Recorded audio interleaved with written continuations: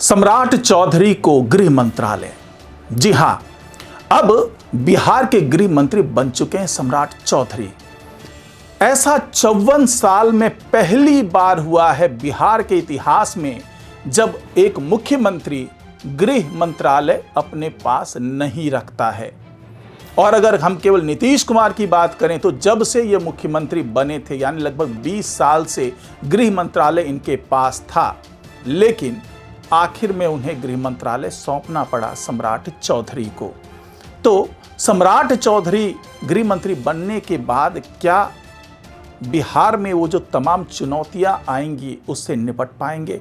क्या बिहार में योगी सरकार की तरफ बुलडोजर वाली चीज़ें होंगी, यानी कि बुलडोजर मॉडल को लागू किया जाएगा? ये वो सवाल हैं जो बार बार अब लोगों के जहन में आ रहे हैं। उसके पीछे वजह है, जब आदित्यनाथ योगी यहाँ पर आकर के तमाम चुनावी भाषण दे रहे थे तो योगी ने कहा था कि यहाँ पर भी उस तरह के मॉडल लागू करने की ज़रूरत है ताकि अपराध पर नकेल कसा जाए।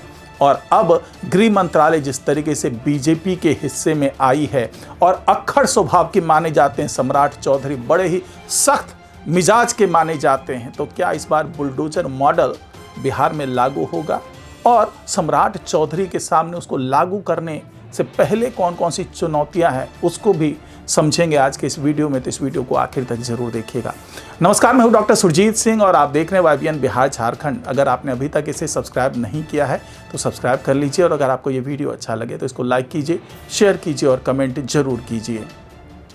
तो सम्राट चौधरी जिस पर प्रशांत किशोर ने तमाम तरह के लांछन लगाए, तमाम तरह के आरोप लगाए, तमाम तरह की आपराधिक गतिविधियों में लिप्त होने के आरोप लगाए, उन पर यहाँ तक कि हत्या से जुड़ा हुआ मामला होने का आरोप लगाया, साथ ही अपने आयु में हेरफेर करने का आरोप लगाया, यानी कि कुछ आपराधिक गतिविधियों में लिप्त रहने का आरोप प्रशांत किशोर ने लगाया।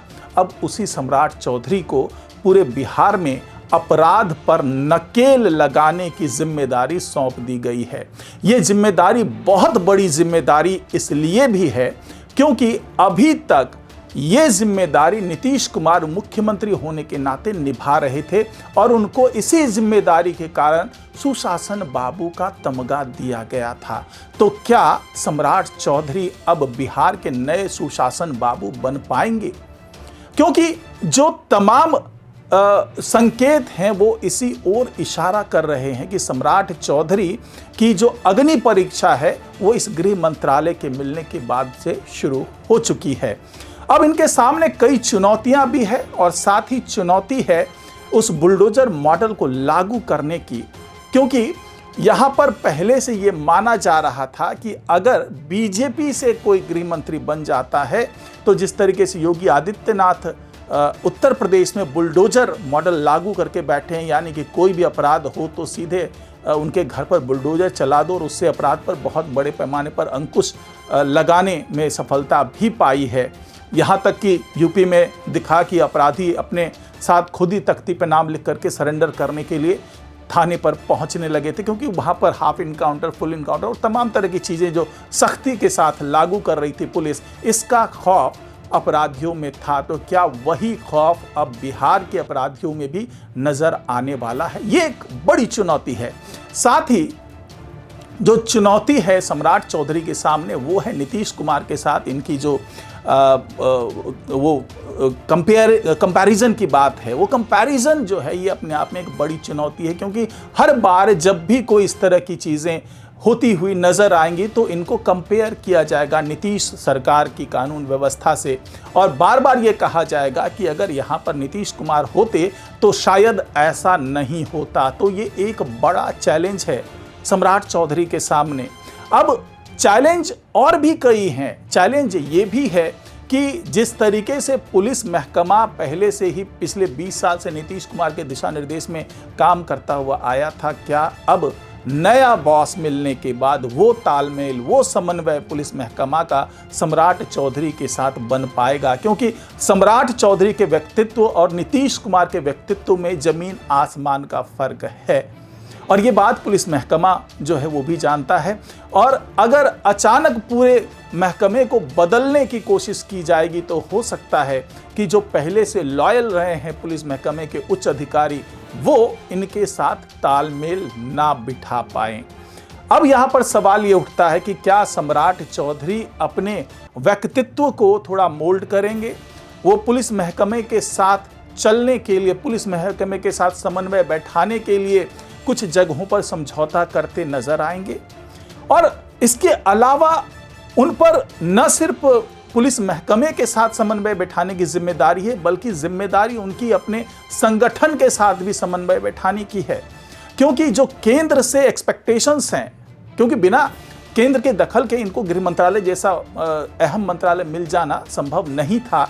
यानी कि जो केंद्र में बैठे शीर्ष नेता हैं वो भी यही चाहते थे कि सम्राट चौधरी को गृह मंत्रालय मिले और वो उसी समन्वय के साथ केंद्र के साथ भी बने रहें और केंद्र के दिशा निर्देश का भी पालन करवाने में कानून व्यवस्था के स्तर पर एक अहम जिम्मेदारी अदा करें। तो ये भी एक बड़ी चुनौती है। साथ ही जिस तरीके से अपराध और अपराधी बेलगाम होते हुए नजर आए पिछले कुछ महीनों में, या कहें कि पिछले 1-2 साल के अंदर में, जिस तरीके से और जिस तरीके से बार बार कंपेयर किया जाता था पिछले जो लालू सरकार के टाइम, जो लालू का रिजिम रहा था 15 साल का, उसमें राबड़ी देवी भी मुख्यमंत्री बनी थी, उस दौर को जंगल राज के नाम से आज तक जाना जाता है।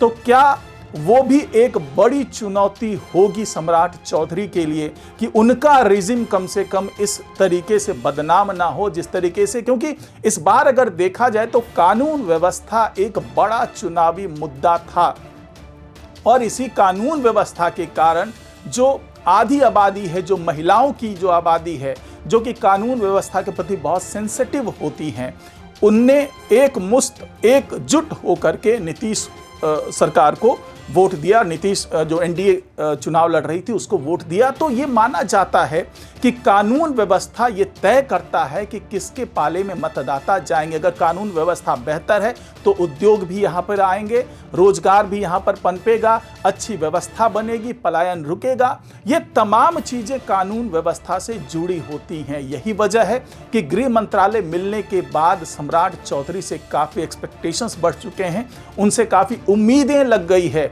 न सिर्फ बीजेपी की उम्मीद जुड़ी है बल्कि एनडीए के जो तमाम घटक दल हैं वो भी बहुत ही उम्मीद भरी नज़रों से सम्राट चौधरी के हर कदम पर नज़र बनाए रखेंगे और कोशिश यही होगी कि बदलाव नज़र आए। अगर वो नीतीश गवर्नमेंट से बेहतर कानून व्यवस्था, यानी कि जो नीतीश कुमार के हाथ में जब गृह मंत्रालय था उससे बेहतर कानून व्यवस्था लागू करने में सम्राट चौधरी सक्षम हो जाते हैं, सबकी उम्मीदों पर खरा उतरते हैं, तो हो सकता है कि आने वाला वक्त सम्राट चौधरी का हो, इस पर कहीं कोई शक नहीं होगा।